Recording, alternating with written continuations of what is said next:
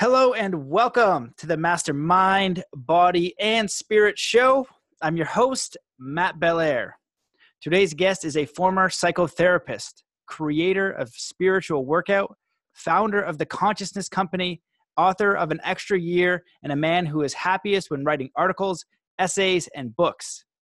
He reports that his practice, Spiritual Workout, is what allowed him to say good riddance to the safety of the corporate world to be an entrepreneur, to thrive in the wake of his partner's death in a way that grew his soul and increased his capacity to love, and to recover from the experience of losing house, home, and all kinds of things during the global financial meltdown while launching a new business. He is obsessed with creating a world that works for everyone by bringing his brand of everyday higher consciousness to traditionally underserved communities wherever they are. Welcome to the show, Stephen Morrison. Well, thanks so much for having me. I'm really happy to be with you. Me too. What a bio, man. You sound awesome. Yeah, like who is that guy? Yeah, sounds great, man. Well, I got to look a little bit about your work and I got a little bit of to browse a spiritual workout. I just love the idea of spiritual workout because we're, so much into fitness and we beat that like a dead horse all day, every day, fitness, but we don't have a lot of spiritual practices or spiritual workouts. So why don't you tell people a little bit about who you are and how you got to where you are today? Well, thank you. The spiritual workout came about because when I was, back in the day, asking all those questions that we ask about who am I, what's going on, and big changes were happening. And I didn't ever grow up with any of this stuff. So I started reading some books, started going to some workshops and listening to CDs at the time. And after a few months, Matt, I just thought, is it me or are all these people saying the same thing? So on the one hand, I was learning these ideas like be present, be compassionate, the law of attraction, that's a thing, and about a dozen other ideas. And so I was not instantly, but right on the spot, starting to really work this stuff into my own system. I felt like I was trying to catch up to the world. Everybody seemed to know about all these things and I didn't. And I was just also in school in my master's program to become a psychotherapist. So I was learning these, what I now call spiritual concepts, side by side with becoming a psychotherapist and studying psychology and approaching issues and challenges from that perspective. And I just found that what I was doing in my own life was kind of going deeper and faster and with more, I hate to use the word permanent in the spiritual context, but with changes that were permanent. I used to be this and now I'm this, transformation. I used to believe this and now I believe this. I used to have this terrible, awful experience and now I have this wonderful, amazing experience. So permanent changes in that sense. And, kind of practiced this way under the frame of being a psychotherapist for the beginning, and then just said, you know what, I don't want to do it anymore. I don't want to fit into this frame. I don't feel like I need it. If somebody needs me to have that credential of psychotherapist in order to even approach me, then they're probably not my client anyway. And at the end of the day, I didn't feel anymore like I was really doing psychotherapy. On the other hand, I do my work. People come for the first time to a workshop or a class or something. And very often I hear people say, why do you call it spiritual? It's just practical stuff. So there's a sweet spot in there somewhere. And I think that that's where I'm most comfortable. And the fundamental piece of the whole thing is using these concepts that we say we believe in our everyday lives. Because in the beginning, I was finding, these people are reading The Power of Now and Be Here Now from a while back longer. So that concept is be present, right? So I think they're all reading it and then practicing being present, and they're not at all. They're just talking about it, or they say things like, well, I can't be present. I'm an attorney and I've got a plan for my future. So clearly people not quite, to my mind, fully comprehending how what these concepts mean and what life will be like when we actually incorporate them. So that's really where it all came from. That's great. And I really like that you have the professional background. You know, you have that credential. So master's is challenging to get. It's a lot of work. It's a lot of money. You went through that whole thing. So you have that, and then you work with clients, and then you have your own experiences to go, I guess, I don't know if it's a good way to put it, but like a step further, like to continue on the progression. In your bio, it kind of glazes over some profound stuff that must have been incredibly difficult. I don't know if I want to go there, but like even just getting through, I'm happy to. yeah, going through like a loss like that, like a partner, and that would be awful. I read that, and before we started, I was like, oh my God, like that's terrible. Like that experience alone must have been extremely challenging. So maybe you can talk a little bit about some tips for people who are grieving and going through loss, and then go into some of the stuff that's in the spiritual workout.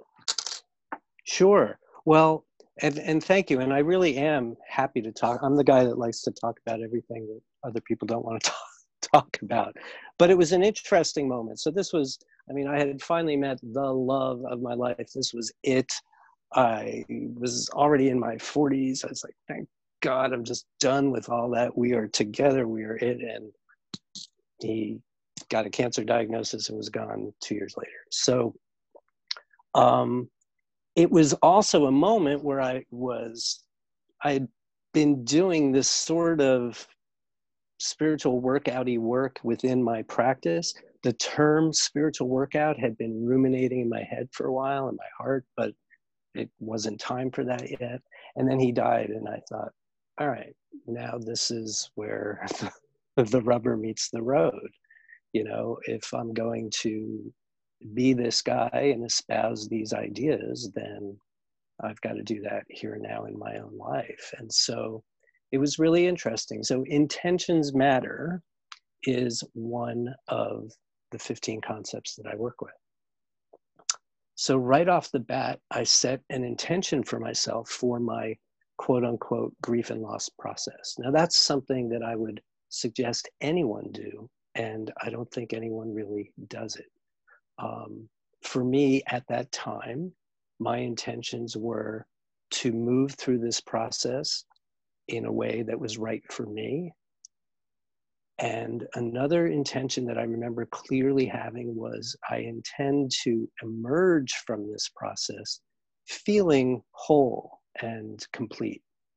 Now, the beauty of intention setting, at least as I've come to understand it, and I purvey it with the people that I work with, is we don't have to figure out how anything's going to happen.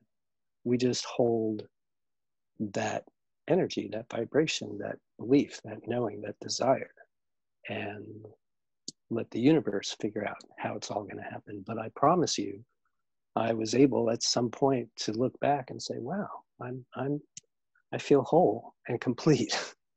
And so setting an intention was something that I think was just not the norm, but something that I did.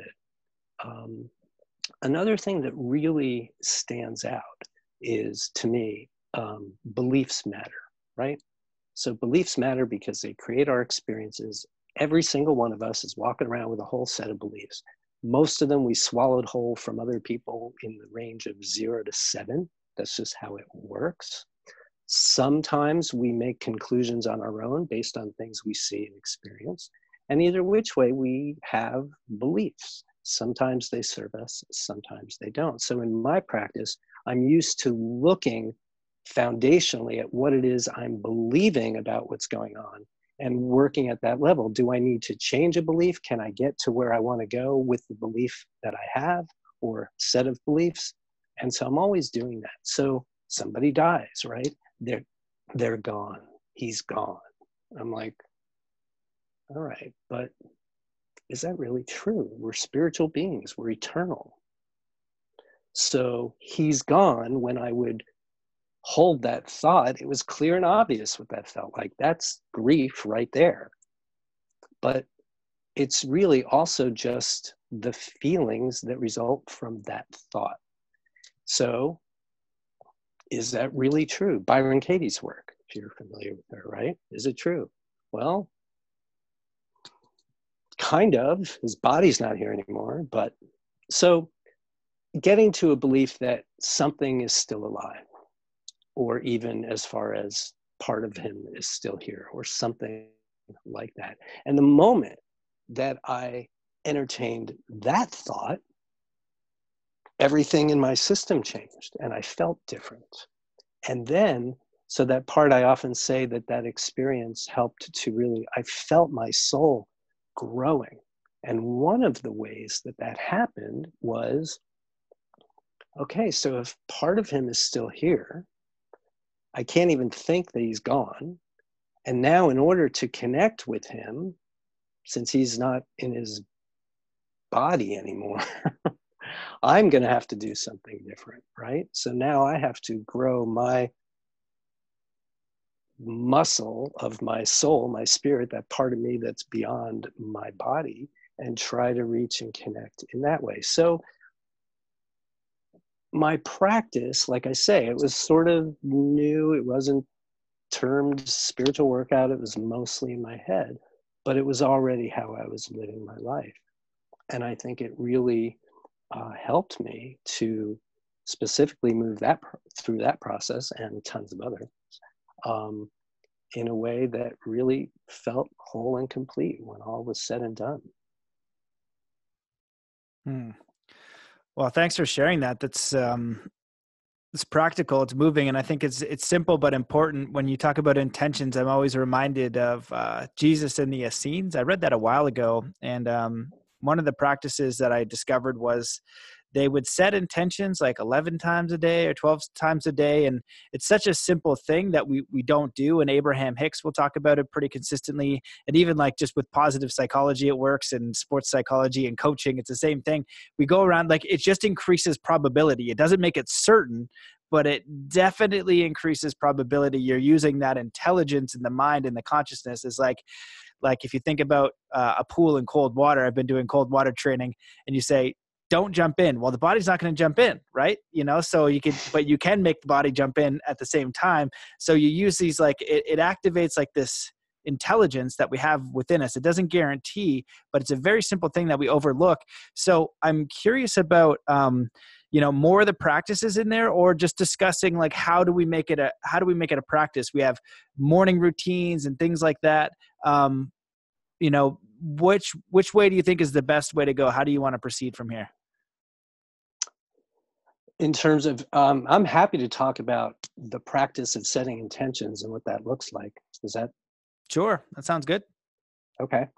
So I would question you a little bit on what you were just saying about the guarantee. So if we're talking about, or if I'm talking about setting intentions, shiny, clear intentions, as I often like to say, under the concept, the spiritual workout concept, that intentions matter, that actually sits under the law of attraction concept. In other words, in my world, I just call it, I say the law of attraction is always on, right? To remind myself and everybody else, it is always on. It never, ever, ever takes a break. So that means everything I think and everything I feel is contributing to adding up to something that's going to attract essentially similar stuff back in. So, and in my classes and in my conversations with anybody, it always comes to intention. It's where we start. What do you want? What do you want? So intentions matter, and I'll talk more about setting intentions, but really all we're doing when we're setting intentions is answering the question, what do you want? And if you want to expand it a little bit, in an ideal world where nobody can say no and money is no object, what do you want? Because law of attraction says we humans can be, do, or have whatever we want. That's where I think the guarantee sort of comes in, right? So if I do my part and I set a shiny, clear intention and I do what I need to do to live and be in that space more than not, where that's my dominant vibration in terms of how I'm thinking and what I'm feeling, I don't know how it's going to happen. And I don't know when it's going to happen, but law of attraction says it can't not happen.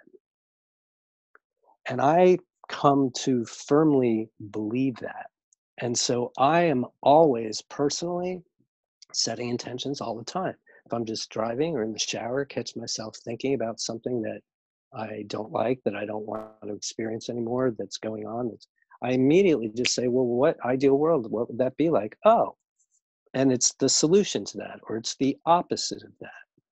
And I find in my practice that for sure there are times to set what I would call a formalized intention, where I really make people, quote unquote, I don't make anybody do anything, but this is the only part in all the work I do where I get a little school teacherish, because I've never seen anybody really succeed in this process without writing it the heck down. And there are specific ways, specific kinds of information that we use to fill this piece of paper. I like to get them all on one page. And then it's about how we use that intention, which is really a process of embodying it. Now I've gotten it out. I've gotten it shiny and clear. There isn't a syllable out of whack. When I read this thing, I am just like, yes, because it's a complete, utter, total reflection of, on a soul level, who I am and something that I want to be or do or have. So now that I've done that, now my job in this part of the process is to sort of re-ingest the whole thing and get to where it's not a school assignment, and I'm not editing and getting all down in the weeds of this word or that word. Now I'm just doing what I can to get to where I think and talk this way naturally and normally about this thing. And now I've moved into that place. And there are zillions of times where you don't have to go through that whole process. I mean, we sit down before this and have an intention for our time together. You always set it up in your podcast, to just take a breath and set an intention. So there are all manner of the types of intentions that we can set. But when we are really practiced at it and get used to it, then we start to see those things manifesting. It's always surprising how it happens. And it's never on the timetable that I want it to be on. I shouldn't say never, but often not. And it's usually even better and more spectacular than what I was imagining, but it happens. And then you get a few of those under your belt and you're just humming. You have a care in the world because you are in control. I like to work with intentions with teenagers and preteens, kids who just feel like they don't have control over anything in their lives. And yet when we set intentions, we really take control, and we're saying, all right, I get to co-create here. I get a choice. I have a say in what my life is going to be. Then let's do it. Yeah, I think that's awesome. I agree with all that. What I'm curious about is you were talking about setting the intentions, and is it like a protocol that you use to make the words right? It was somewhere in the middle. Do you know what I'm talking about? Yeah. So I do. I mean, if I'm like, I just had my class and there are a couple entrepreneurs and talking about, so that's where I would say, and this very early stage and uncertain about where they're going and what they're doing, I say that's the time to really do what I call a formalized process. So imagine one sheet of paper with a title at the top. The first section is all about how we think and talk about it. So I usually say to people, imagine that after this conversation, I don't see you for 2 years, we run into each other, we sit down, everything that you're wanting right now is happening then, and you're telling me about it. Oh, Stephen, you wouldn't believe it. My business is booming. It's better than I ever thought it was going to be. I have customers from here, here, and here, and my product line is da, da, da, right? So what we do in the intention setting process is write it like that. We write it in present tense language, and we use only positives. So that's about how we think and talk about it. And I like to separate it out so that we can really focus. Now in the next section, it's just, how do you want to feel? How do you expect to feel? How do you feel when you're thinking about this thing now? 3 emotions is not enough. 24 is too many. It's not about math or anything, but it's like, plan this out. How do you want to feel? How do you want to feel when you're living this thing, because we know, or I've come to believe, and I've heard it from enough sources, and I'm not a scientist and I don't go doing research. I just check things out in my own life. And if it works, great. If it doesn't, fine. So I've bought off on this idea that thoughts are electric and feelings are magnetic. That kind of makes sense to me. So, so we want to really be able to focus on each component, the thoughts and the words, and then the feelings, just in the beginning to get us going. The last section is just a little statement to the universe about why you want what you want. And what I like about adding that component is there's no way to screw up the answer. You know, you can just say, well, I mean, there's no way to screw it up. But what I like about adding it in is up until this moment, it's all me, me, me, me, me. This is what I want. This has nothing to do with anybody else, which is why it feels so great when I read it and think about it. And yet, we are in a co-creative process. And ultimately, I'm not living on this planet by myself. So I'm in a process with the universe, and I'm stating to the universe that even though I want all this, it's not really just for me. It's for something beyond me. So I'd like for us to add that component in. I didn't make up this process. I wish I could credit somebody with it. I literally heard it on a CD when I was driving somewhere and had nothing to write anything down. But it made sense to me, and I just sort of remembered what I remembered and have been doing it like this and guiding other people to do it like that too. So that's my version of a really formal, robust intention. And then, so phase one is kind of getting it all down on paper. And then we move into phase two, like I was saying, which is about really re-ingesting it so that in the everyday moments, if we have 90,000 thoughts a day, this is setting an intention is just about how many of those thoughts that are otherwise just flotsam and jetsam, how many of them can be organized into a coherent signal that the universe can easily respond to. That's all we're doing. But it's often so challenging for people because we're just, at least in our culture, we're just so habituated to thinking negatively and talking negatively and doom and gloom and fear and all that stuff. And it's just a lot for people to wade through to get in there. Like, really, you're asking me what I want? It doesn't matter about all this other, no, yeah. And so that's been a big revelation to me, how challenging it is for people to articulate a sentence, much less a page, about something that they want to be, do, or have. Yeah, well, that's all very practical advice, and it is interesting. You know, when that really clicked in. Oh, 1 second. Drop my power cord. When that idea really kicked in for me, it was Burning Man. You go around and, you just talk to people, and very quickly it's just like, how are you? Like, do you enjoy life outside of Burning Man? That's the kind of question. And a lot of the time I'd ask people that, and they'd be like, oh, it's okay, or I'm getting by, things like that. And I was like, well, what do you want? And like, they had never even thought about it. And I think the habitual thing is really an accurate statement, because the way that our society is run, there's a lot of ingestion, and then the mind calluses to these negative repetitive thoughts, and we're not taught how to take breaks. So it's whether meditation or mindfulness or anything like that, to get off the hamster wheel. So we kind of wake up and the engine starts, and we're like, we don't have time to like imagine something amazing. We're just trying to get by and not die, essentially, and like make sure I have money in the bank so I can go get groceries and I don't get foreclosed on.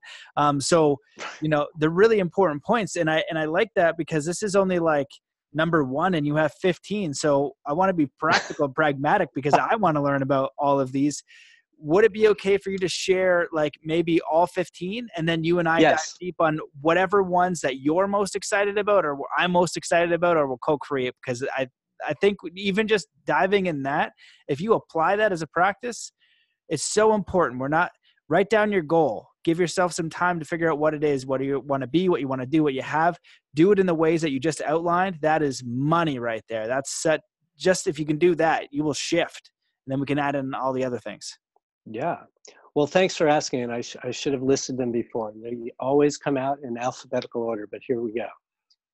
Be compassionate, beliefs matter, be present, choices abound, everything is energy, have an attitude of gratitude, intentions matter, judgments separate us, listen to inspiration, mind and body are connected, take responsibility, everybody's favorite. The law of attraction is always on. We are all connected. We are here for a reason. And finally, we belong to the planet, not the planet to us. So I've come to believe after 25 years and about 100,000 hours of doing this, that for most of us reasonably functioning human beings who can think and walk and talk and feel, that any issue that we have can be solved and anything we want can be had. I've really come to believe that. And I didn't grow up being taught any of this stuff. I grew up really in quite a dreary, uninteresting, struggling kind of environment. And now when I look back, I see that that was part of obviously my soul's journey. It was so bereft of juice and vitality and light and love that I guess I just began to crave it so much. And so as I was asking those questions, the answers came to me in the form of these 15 concepts. So clearly that was part of my journey. So which of those has gotten your attention? Well, they're all great, and it's a fantastic summary of spiritual principles. I guess what my first question is how do you create this as a workout? Those are all on point. And it's kind of like the Ram Dass thing or the power of now. It's like, okay, be here now, and then distraction, and bam, you're somewhere else. Like, shit. Right. So, Okay, so even though we're talking about these concepts, I really don't teach them. The world does not need another human being teaching any of these. These ideas have been around forever. There are volumes and books about each and every one. There are people like you were just referring to who have entire careers based on just one of them, you know? And so I'm here, apparently, to help people integrate these into their lives. I mean, there are two things you have to do in order to benefit, I think, from the work I do. One is you have to essentially see yourself as a spiritual, eternal being having a physical human experience. And then you have to look at that list of concepts and nod your head and say, yeah, I'm in. Then we're ready to go. But I don't teach the concepts. So every single spiritual workout is, I don't know who's going to show up. I don't know what subjects, they're going to raise their hands and offer something up. But whatever it is, we just bang them through whichever concepts seem to make the most sense. So another piece of what we were talking with intention setting, just to kind of demonstrate a little bit. So again, law of attraction is always on. So let's be organized about what we're thinking and feeling. That's intentions. So to me, intentions are like foot on the gas. This is what I want. This is where I'm going. But then no sooner do we deign to put our foot on the gas and state something about what we want to be, do, or have, then all the ideas we have about why that can't happen come flying down, and it's like our other foot on the brake at the same time. Well, let's cut to the chase. That foot on the brake is nothing other than beliefs we have. It might be one belief, it might be a whole family of beliefs. So in my world, in this, when we catch ourselves in this dynamic, foot on the gas, foot on the brake, start, stop, good days, bad days, highs, lows, three choices I think emerge. One is we look around, it's like, well, this is what everyone else is doing. I guess this is the way things are. I'm just going to keep on going and hope for more better days than bad days. I think that's, well, it is what it is. Another option is, you know what, screw it. It's too hard. I'm out of here. I don't care. Now, look, if you don't want something, you don't want it. But if you want it and you're only giving up because you can't quite see a way to it, well, that's unfortunate, if you ask me. Now, the third option that I practice in spiritual workout world is we learn to keep our foot on the gas of our intention, and we just learn to get our foot off the brake whenever we notice that it's on there. So I like to use EFT tapping as my primary method for doing that. There are lots of different ways, but I've gotten really good at helping people to find the belief underneath what's going on. Somebody in my class just now was talking about her hesitancy to talk about her new entrepreneurial project right now. And then she was saying, it's very similar to when I was back in college, I don't know how many years ago, 20 years ago. And I didn't want to talk about myself as studying what I was studying and So she said, I don't know if there's a connection. And, we talked for 3 minutes was all it took to find the belief underneath all that, which was she didn't want to talk about what she was doing because she was afraid about what other people were going to say. And we got down to it, and it all came down to a belief she had that validation comes from the outside. So she was thinking before she barely even started that she wouldn't get the validation. So she's stopping herself and she's looking for some big giant, like, why, what's wrong with me, And yet it's just a belief that validation comes from the outside. So once you identify what that is, that's from way back. You have every right to have that belief. The only question is, does it serve you? Can you get to where you're going and have that belief? If the answer is no, then fine, let's change the belief. We can do that. Everything is energy. That's how we know I can't can become I can. I mean, I'm sure in the work you do, you see it all the time with people, right? Changing their beliefs about what's possible. Yeah, 100%. I think that beliefs are super important. So what I'd like to kind of ask you is, do you have a process that you work with people to get to that root core belief? And if so, is that something that an individual can apply themselves? So getting to those core beliefs are so important. And then the second thing is, what do you like to use to create a new belief? You just said EFT. If you're not familiar with that, please look it up. It's emotional freedom technique. It's extremely simple and extremely effective. It uses tapping, positive psychology, energy meridians, the whole shebang, and it's quite simple and it works really well. So I'll leave it to you to answer my two questions. Okay, so in terms of process, just chatting. Let's go. It's like if the belief doesn't come right to the fore, sometimes it does, and oftentimes it doesn't. Then the whole big crazy process is we talk and we go fishing. So is it sort of like this? It's literally just casting the thing in the pond and seeing, are we close to anything? And so I just start, I hesitate to call it any specific process because it's really just talking. We're continuing the conversation. Oh, so does the idea that, that accolades I'm trying to think what we just used. But anyway, we just play around with that. It's like, is it this? Is it this? And the person will always say, no, it's not that. It's definitely not that. It's not that. Well, maybe it's sort of that. And boom, within 10 minutes, I don't think it's ever taken longer till the person says, yep, that's it.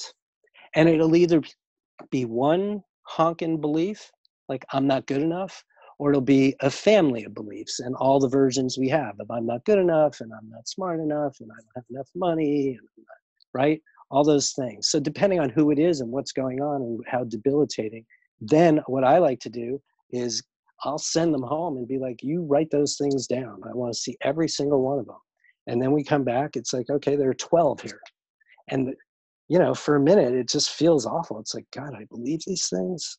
And you do, and you don't want to. And it's like, I don't want to see it. And I'm like, no, we want to see it. Come on, let's go. Up and out, up and out, up and out. And then that's right where, so even though I have a belief that I'm not good enough, I love and accept myself completely, do a little tapping or whatever other methods. And I have some other ones, but that's the one I use pretty much all the time. And boom, we're there. So your Awesome. second question was the techniques you use. So EFT is your main one. And you It get, really is now. yeah. And of course, people would talk to me about EFT for 5 years, 5 years of me going, I'm not interested. It sounds ridiculous. I'm not going to a hotel for a weekend seminar and getting certified in something that sounds crazy. And I've made it this far without it, and I'll find something else. Like I just had to resist it for 5 solid years before the stars aligned, and I thought, oh, well, this is pretty cool. And I immediately started using it myself. I got it. I'm like, this is amazing. And usually I'll wait some time before I bring things to clients, but with this, I was just boom, right on it. And what I've seen, and we won't talk about EFT we don't have to get into it, but I've seen about in my personal experience, anecdotally, 91% of people will only tap with me. We have a weekly tapping class. We're learning specifically how to move through our stuff using tapping. Every single person is in there. We tap. You've got 90 minutes. I think all during the week before the next class, they're practicing. Nope. About 8% of people seem to get it, run with it, and they don't need another class. They don't need another session. Or they'll come back for a little bit of whatever. And a whole bunch of people, it's interesting. I think it shocks them how effective it is. Yeah. Yeah, definitely. I've used EFT. I've used it with clients and definitely on myself. And I like to explore all techniques. So no matter how crazy it is, I'm usually doing it. Right now I'm just doing cold training. I was like, okay, like I've done it here and there, but never consistent, And so I was like, all right, great. It's freezing cold outside. And there's a glacier lake. I'm doing it. And just to see what happens to me. What is the result that I get? And I found that EFT, among the strategies that I use for belief programming, is important. Yes. And the first thing is just self-inquiry. So what's the goal that you want, free from fear, from the heart? Okay, cool. Write it down. What do you believe about achieving this goal? And for me, having a background in extreme sports, it's very immediate and finite. Like, do you believe you can land this backflip? Well, if you don't, probably shouldn't try it because you can muck yourself. So how do we create that belief? And so you use it, there's the immediacy and the necessity. And if you apply that to the regular world, you're on it. And it's magical how it works when you can become congruent with all of it. But I think the most important thing is creating something that you want to be, do, or have. And I like how you phrase it like that.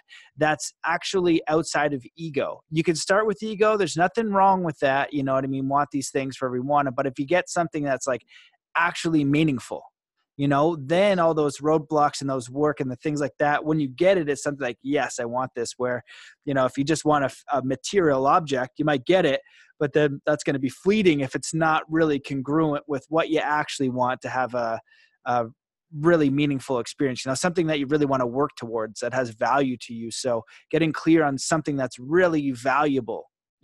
And if you just start with the body, I think that's a really good part too. Just getting to feeling good, having the body, I want to be healthy and vibrant. I want to have a focused mind, and how I want to feel and perceive the world. This is actually interesting. I did something recently. I called it like the personal declaration. And it was because I was going through my own internal dialogue. And it's funny because it's you talking to yourself. And I created a declaration of how I wanted to talk to myself in every single way for every single thing, and made this and signed it. And I thought it was just a really interesting process. So if people want to try that, I found that to be a good technique, because it's interesting that people are so shitty to themselves. That we're just so terrible to ourselves. It's shocking. Yeah. It's shocking. Yeah. Here, talk. I'm going to just stoke my fire. I need a fire interlude. It's cold here. Well, you brought up an interesting component of intention setting. And I don't mean for us to only talk about intentions, but I went through this years ago where one day I thought, well, wait, we've got some part of our lives that are sort of predetermined and some part that isn't. And I just got to this place where I basically said, so wait, am I just a puppet here? If my intentions are coming from my higher self or God, or I don't know, like I'm just a puppet, and I went through this whole big thing, and it really got me to seeing clearly what you were just talking about, the difference between an intention that comes from the head and an intention that comes from the heart. Because I've had people literally sit in class and say, I don't want to ask for something I'm not supposed to have. I'm like, oh my God. And that has a lot of religious undertones to it. And I have no judgment about any of it, but it really helped me to kind of land in this place of when the intentions are from the heart, we can't make a mistake. If the intention is from the head, like I have an intention to make $500,000 this year, and that's really so that I can be seen as the guy making $500,000, and it's purely from my head, and there's nothing heart-based about it. I wouldn't even bother in that. That's not what I consider an intention. Well, it's a want, but when that person gets to the third section of my little form, why are you doing this? That's where that whole thing falls apart. So it really wouldn't. I'm not here to tell anybody what they should want or not want, but I do encourage people to, listen to inspiration. So that's another thing. Once we get the intention shining and clear, we trade taking action for taking inspired action. And so it's not about, let me sit down and out of my head think of 100 things, to do things that maybe some of them will get me to this thing and maybe not. I'm out of that business. Now I'm in the business of making my effort to move into and hold my intention, and then listening to inspiration for what actions to take. Now, the action might turn out to be the exact same action, but I now move through being guided by here only. Yeah, I think that's really important. I'm really glad we touched on it because it's a huge distinction. And I think part 3 of your process is where it would break down. Is there anything else you use to help people figure out beyond head and heart? And, one of the examples that I use and give to a lot of the people that I work with, and it's free, you can listen to it, it's a guided meditation, but it's a hypnosis that hypnotizes you into your heart, because your heart knows it's eternal. It knows it's infinite, and it knows what it really wants. The head is responsible for making sure you don't die. That's good. When you cross the street, the head goes, look left, look right, don't die. Good job, cross the road. But what that is also linked to is money, because the money gets us the food. We need the coupon to get the food.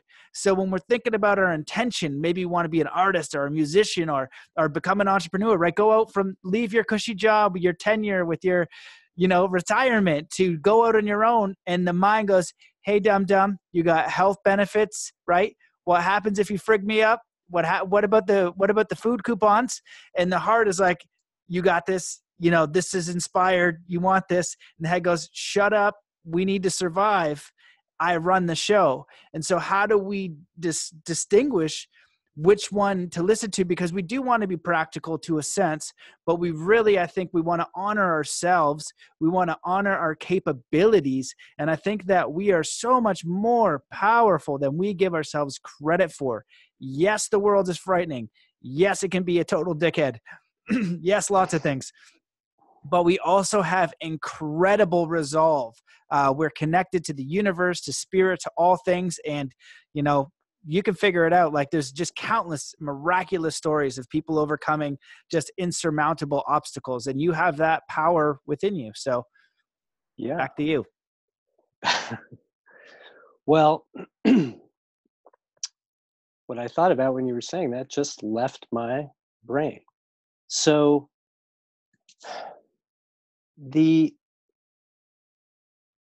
I lost it. I lost what I was going to say. Well, I can go back for the question, and I'm sure it'll come. Okay.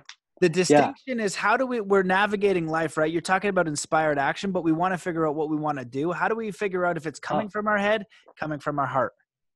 Well, that's part of the practice. So listening to inspiration, I'm always stopping people when they're talking.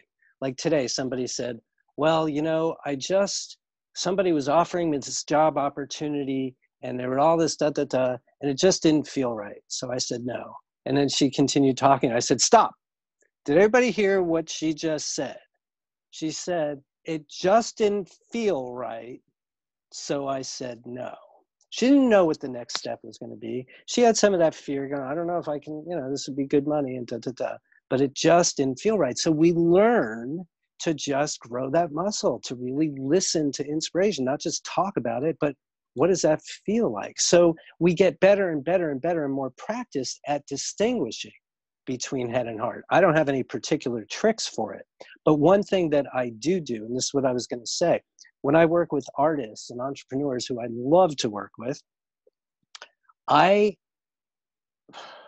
I don't make anybody do anything, right? But here, if you're working with me, here's what I'm suggesting you do. Create 2 separate intentions, one for your work and one for your financial life. We've conflated these things. We've come to believe that our source of income is a job or some kind of work. And again, no judgment. We have every right to believe that. It's just not serving us anymore. I think that's part of the old consciousness that's just dying away, right? So if I set one intention for my work, and in the robust way that I've been talking about, I can focus and be really clear about what that all looks like. And I'm not worried about how it's going to happen or how many dollars it's going to bring in. And then when that's all shiny and clear, I go over here and say, okay, what do I really want financially for myself? And that question has all kinds of answers. Most people say some version of, well, I don't want that much. I just want enough to Well, what does that really look like? I wake up every day and I always have more than enough money. I love to check my account because there's usually more in there than I think. When my bills come, I pay them. When my friends call and ask me if I want to go somewhere, I say yes. I do what I want to do when I want to do it. Right? So that would be an example of a financial intention and what that looks like. So when you're driving around and you're doing everything, ideally as that artist, that entrepreneur, you are completely focused on your work and what it's doing. And you are also completely focused on living the kind of financial life you want to live, and let the universe figure out where the dollars are going to come from, or the pesos or whatever we're talking about, right? So maybe in the end, it's all going to come through your work. I don't know. But what I do know is let's not limit the scope of what the universe can deliver because we can't see what it sees. So that's how I'd like to address that issue. The other place to go with that, again, is, okay, I'm fearful. I won't survive. Maybe that's underneath it all, right? And that might take a few minutes to get to. Or I'm not okay. I'm not safe. I would rather work with that person on that belief. Because if that's underneath all this activity, what happens when we change that? And your internal being, you can't not be safe. You can't be destroyed. You are fine. That's a belief system in and of itself.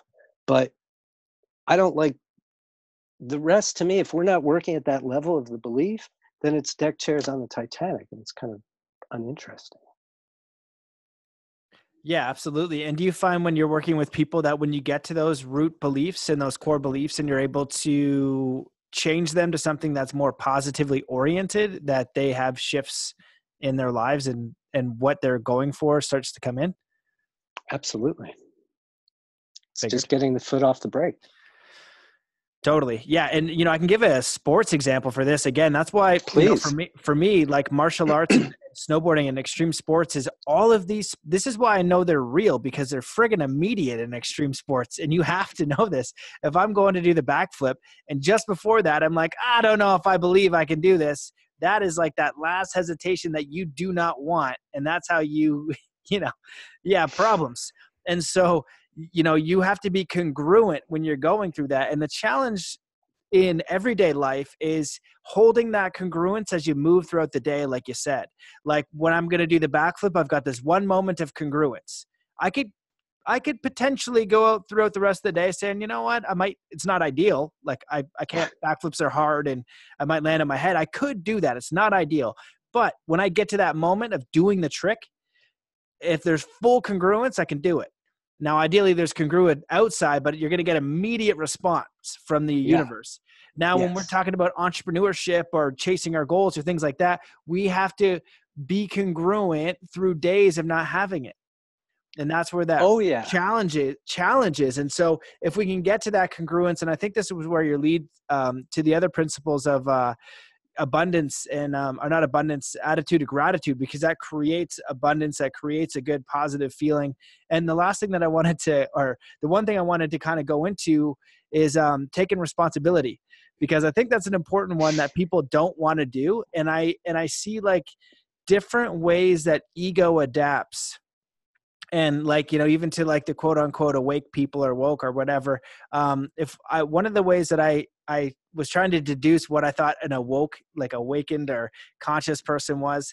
And one of them was they take 100% responsibility for everything in their life. Because if you don't take 100% responsibility for every single thing, you cannot create a solution. Like if you're in war and you mess up and then the grenade goes off and now you got only one leg and everybody's all splattered and there's a few of you around, or even if it was someone else who did it, whatever that horrible situation is, you're in it and you're like, okay, this is what I got now. I had two legs, now I got one, and Right. This is intense. But if I'm going to get out of this, I got to take responsibility and accept everything as it is and know that I can build the solution for it. It's a very dramatic example, but I'll give it back to you to help. Yes. It's so funny, Matt, that you gave that example because I often give almost the exact same thing. Wow. But the way Awesome. I've said it is, it's not a war scene. I'm like, you're walking by and something falls and your arm gets cut off. And now you don't have an arm. So yeah, it's exactly, take responsibility. Look, it's easy to argue that that's where it really all begins. I mean, it begins, I could argue with, what do you want? But at some point, most people that come to me, and perhaps it's the same for you, are in some world of unease and distress and discomfort. And if they come in with the stance of blaming this one, that one, and the other one, they're not going to work with me for very long, because if they're not willing to take responsibility for what's happening, then to your point, we're just not going to get very far. Now, see, what people tend to resist is they kind of have a belief that says, well, if I take responsibility, then I'm just condoning what happened. It's not about that. It's just about taking responsibility. It's not about blame. It's not about shame. There's no reason to go to any of those places. And it really only makes sense, I think, and this is why I'm the spiritual workout guy and not a psychotherapist, because I think that only really makes sense on a soul level. Oh yeah, I take responsibility. I signed on the dotted line. I got born into this body through these parents on purpose. That was all not by accident. And so I take responsibility on that level for being here. And then for everything in my experience, whether I created it haphazardly, whether it was something that was always part of the plan, or whether I created it consciously, or it's just some karmic hit that I need to take. And sometimes I'm not going to know the difference between any of those things. But arguing with any of it is, futile. Well, that's interesting because what that made me think about is like how much time we spend negotiating these things and trying to like solve the thing that happened to find the reason. Was it karma? Was it because I thought this? Was it all these things? Now you should use some effort, like some common sense, like if you're in the hospital with diabetes and you're overweight, that could be a thing. But if it's like a random act, like we want to know always the reason. And I think we are in the mystery. And when you talked about taking responsibility for coming in, and reminds me of just the idea that like Alan Watts would talk about life being really a serious endeavor or a game. Like you through your perspective, you have an ability to see like problems as situations that you can solve, or like puzzles, and ways that you can like accept responsibility, but go through the life experience with a more empowering mindset. And that's what we're really looking for. And that's, again, where sports and the military and serious high-level organizations, they have serious situations that you need to act according when that happens. And so if we can take that level of like poise and responsibility in our everyday life, we can be much more empowered. And go ahead. That's the reward right there, empowerment. So, I mean, it's very simple. If I blame you, then, this sounds so 70s, then I've given you my power. The moment I take responsibility off you and put it back on me, I am empowered. That's it. That's where empowerment comes from, is a willingness to take responsibility. Now, I'd like to go a little bit further. So if I'm willing to take responsibility for where I am, but where I am is shitty and awful and perhaps even chronic, like, how am I here again? I thought this was done, right? Then I like to just say, well, what belief or set of beliefs would a person have to create this experience? And again, we go fishing for that. Oh, well, yeah, something that's right there. So, okay, you're so sick and tired of this condition that you're willing to take responsibility for. Fantastic. Now, how about just excising those beliefs that created this situation so we don't have to have it anymore? So there's always, I think, another place to go. Often another place to go. Yeah. Which is why I use 15 different concepts. Yeah. And, it reminds me of an example I use when I'm encouraging people to go for their inspired dreams, their heart intentions, or things like that. Is like, even if you become homeless, which is like probably the worst thing that could happen, there's been plenty of people that were homeless and that are not homeless anymore. Especially if you're in Canada and US and Europe, like, you're pretty good. Australia, Yeah, well, like, you can go and you can work your way up, and you'll have to go through your beliefs. Like, you could have this goal of anything, at any age. You could be 40 years old and you hated your life and it was always terrible. And at 40, you're like, okay, homeless. You get a job at McDonald's. Now you're starting to pay rent, and then 6 months later, you got a little spot. And then you're like, I'm going to make this thing. 2 years later, 3 years later, 4 years later, no matter what you commit to, I don't care what it is, for 4 years, 5 years, 6 years, it's going to happen. And then the more you're congruent you are, the faster it's going to happen. And it's about the journey of getting there and that creation. So we give ourselves time, but if it's inspired to us, we're going to go through all those hurdles. We're not going to give a crap that we're at McDonald's, because we know that there's something beyond that. And this is a step in solving the problem or the situation to get to where you would prefer to go. And the excitement is the process, and it's the unfolding. And to speak to the younger generation, I spoke on it last podcast. There's some bullshit going around called don't, what the frig is it? Don't do it unless it's a FES. Now, I get what you're saying. You know what I mean? Yes, if it should be an FES, but that would not work for any pro athlete ever. Not once. And 99% of all entrepreneurs, that is some crap that's like gone too far one way, because we need to do the things like, like the podcast editing and all the crap that I do. It's not an FES for me to schedule all this crap. The podcast is an FES, but I'm willing to do all the other things to make that thing that is an FES happen. Do you want to speak on that? Nope. I think that sums it up pretty well. Okay, cool. So where I was going to go, the next step was to judgment. And I think that this is something that holds a lot of people back, because I don't know if you're judging others is one thing, and that's serious, but also judging the self. And we can really get stuck there. So I'm wondering if you could elaborate a little bit on the judgment principle. Well, I mean, the way I phrase it is judgments separate us. And it's really interesting, because when I first started spiritual workout and these concepts were ruminating, it was years before I ever just sat down and wrote them down. I think there were 12 of them, and then there were 14, and then it's like, no, there's one missing. Anyway, so in the beginning, judgments separate us. I was phrasing as judgments harm us. In other words, as we're moving through the world, it's harmful to send out judgment to anyone else or to ourselves. And then about 5 years went by, and I thought, wait, that's a judgment, and it harms us. Nobody called me on it up until then. So I say, what's really going on is judgments separate us. So if we're all, you're talking about congruence. So I can't be congruent if I'm judging, right? It's going to separate me from myself if I'm judging something that I'm, right? So yeah, I mean, I see, look, our entire society is going to change when we stop judging.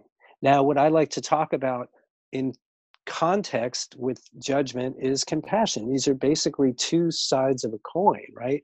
You can be in judgment or you can be in compassion, but you really can't be in both at the same time. And if you can, show me how, because I haven't seen it yet.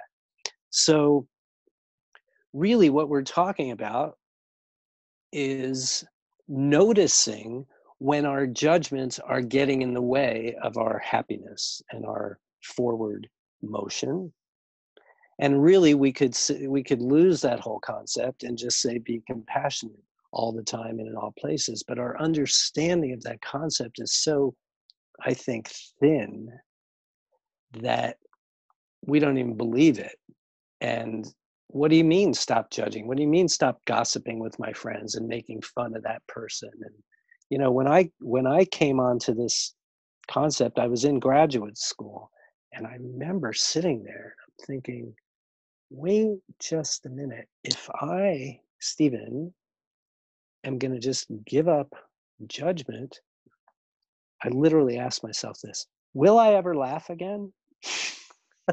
I was noticing that all the joking around with my friends and the camaraderie and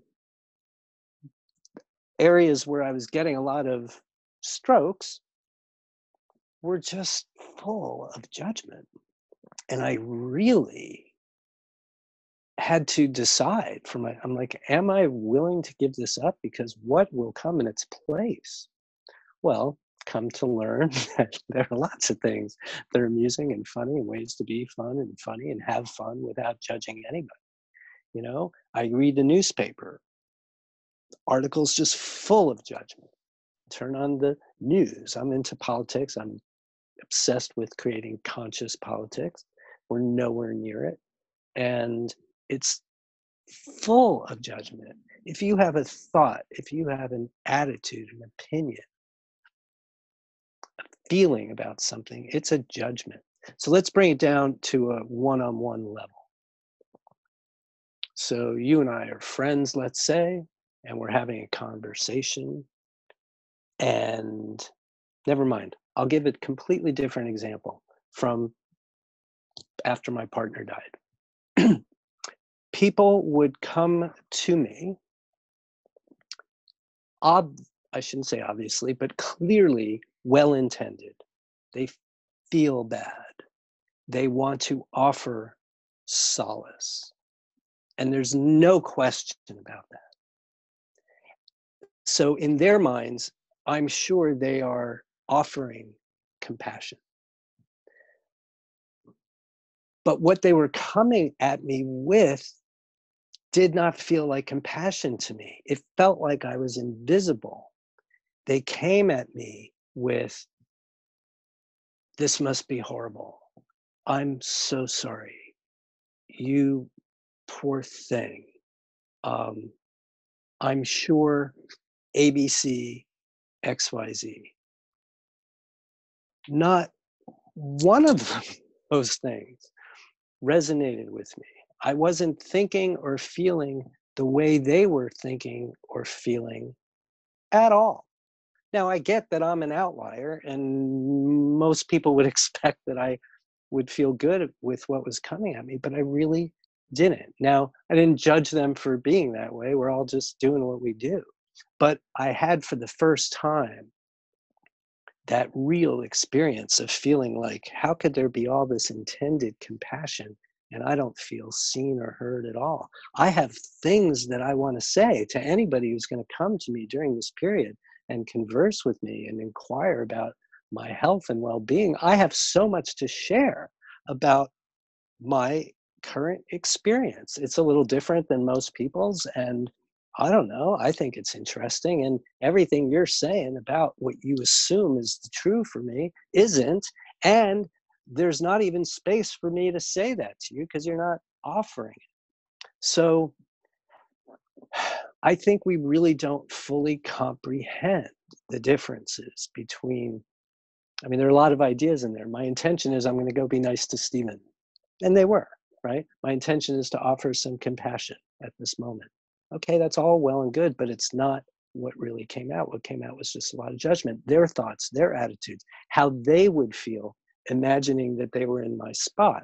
So again, it's not that we're bad people. I think we're just not well developed when it comes to what we really mean by compassion. So what would be the alternative? Just don't say anything. Just ask. You're an interviewer. I talk to people all the time. Just ask an open-ended question. How's it going? What's it like? That's all you have to say. And let the person, right? So if I'm coming at you with a question, like, tell me what it's like to lose your partner like this at this time in your life. That to me is a compassionate invitation for conversation. And it's very different from, oh, you must just be feeling awful. You know, when my aunt died,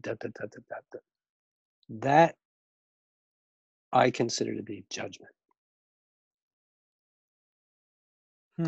Well, And it separates us 100%.